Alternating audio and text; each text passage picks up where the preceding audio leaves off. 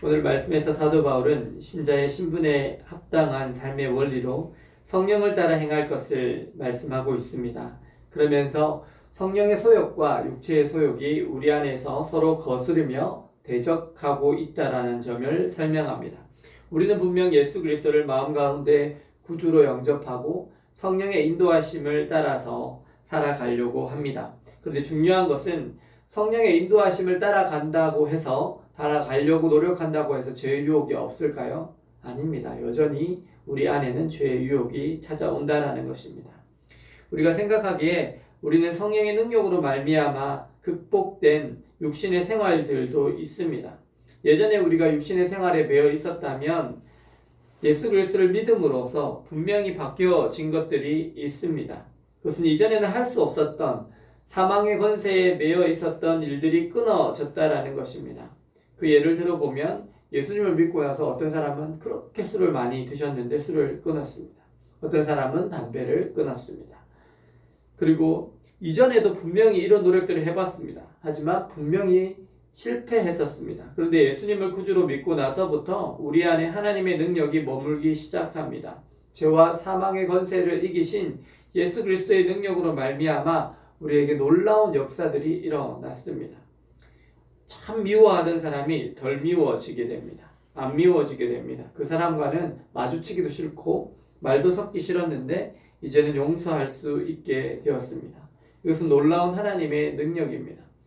그런데 이제는 하나님의 놀라운 능력을 맛보았기 때문에 더 이상 죄를 짓지 않고 살아갈 것 같은데 그렇게 되나요? 그렇지 않습니다. 다시 넘어지는 때가 있습니다. 여전히 육신의 지배를 받는 삶이 우리 가운데 존재합니다. 우리가 제자 양육책에 이야기하듯이 우리의 한 손으로는 예수님의 손을 잡고 있는데 나머지 한 손으로서는 사단을 잡고 있습니다. 우리는 육신에 속하든지 아니면 성령에 속하든지 합니다.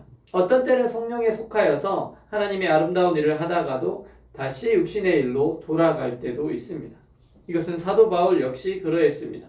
그래서 사도 바울 역시 오호라 나는 곤고한 자로다. 누가 이 사망의 몹에서 나를 건져내라 라고 말하기도 했습니다.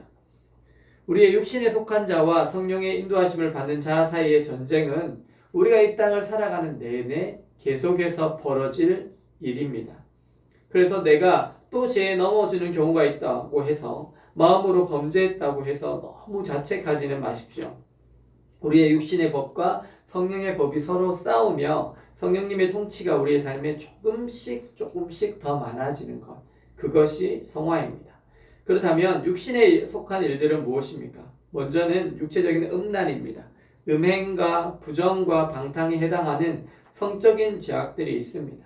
지금도 불륜이 참 많다고 그럽니다. 성추행과 같은 범죄들이 많이 일어납니다. 이것은 신분여하를 불문합니다. 때로는 선생님 중에서도 판사나 변호사, 유명한 증권회사 직원, 성직자 중에서도 이런 일들이 일어납니다.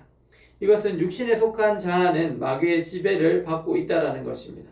그 사단 마귀는 우리를 범죄하도록 유혹합니다. 그리고 보암직도 하고 먹음직도 하고 탐스럽게 할 만한 것으로 유혹합니다. 두 번째 육신의 제약으로는 영적인 음란함입니다. 영적인 간음에 해당합니다. 기독교인이 귀신 들린 점장이에게 가면 될까요? 안 됩니다. 원래는 점괘가 나오면 둘 중에 하나가 잘못된 거예요. 크리스찬이 잘못 믿었든지 아니면 그 점쟁이가 귀신 들린 점쟁이가 아니든지 그 둘 중에 하나여야 돼요. 왜냐하면 원래 귀신 들린 점쟁이는요, 크리스찬 하나님을 제대로 믿고 성령 받은 사람의 점괘가 안 나와야 정상이에요. 근데 만약에 나오면 이쪽이 잘못된 거구나, 이쪽이 잘못된 거죠. 저는 초등학교 때부터 보니까 점괘가 안 나오더라고요.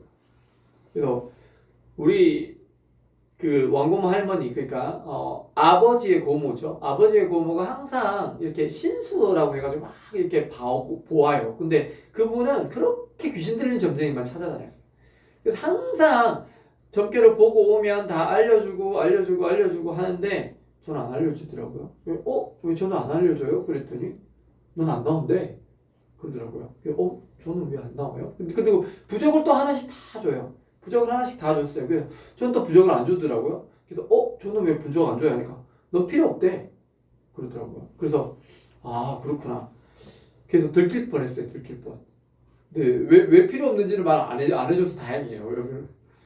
너는 예수 믿어서 필요 없대. 그럼 제가 들켜서 혼났을 건데 그 말은 안 하고 넌 필요 없대. 그러고는 안 줬어요. 원래 예수를 믿으면 예수님이 우리 안에 거하시면 누가 먼저 알아볼까요? 제일 먼저 귀신이 먼저 알아보는 거예요.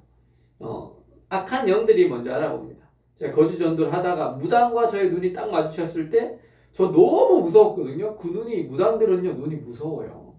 이게 그냥 눈이 아니에요. 이렇게 막 뭐라고 하죠? 이게 그 살기 어린 눈, 뭐 이런 눈, 그런 눈인데 그분이 그 무당이 저를 보고 벌벌 떨면서 제발 가세요. 머리가 너무 아파요. 이렇게 소리를 지르는 거 보고 내 안에 계신 성령님을 저기 무당 안에 이 악한 영이 먼저 보는구나. 제가 그걸 느꼈어요. 성령의 사람은 귀신들, 악한 영들이 먼저 봅니다. 사도 바울도 그 빌립보 지역에서 전도하러 다녔을 때 귀신 들린 여종 하나가 끝까지 따라다니면서 얘기하잖아요. 이 사람들은 지극히 높으신 하나님의 복음을 전하는 자. 그렇게 따라다닙니다. 세 번째 육신의 죄악으로는 이웃을 사랑하지 못함으로 일어나는 죄악들입니다. 반목, 다툼, 질투, 분노, 이기심, 분열, 분파, 시기심. 이 모든 것의 원인은 내 이웃을 내 몸과 같이 사랑하지 않기 때문에 일어나는 것입니다. 율법은 이러한 것을 하지 말라고 가르칩니다. 간음하지 말라, 도둑질하지 말라, 거짓 증거하지 말라고 가르칩니다.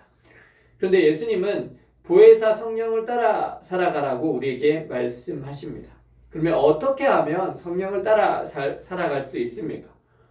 우리는 다 성령을 따라서 살고 싶습니다. 그럼 먼저는 우리가 해야 할 것은 성령 충만을 사모해야 됩니다.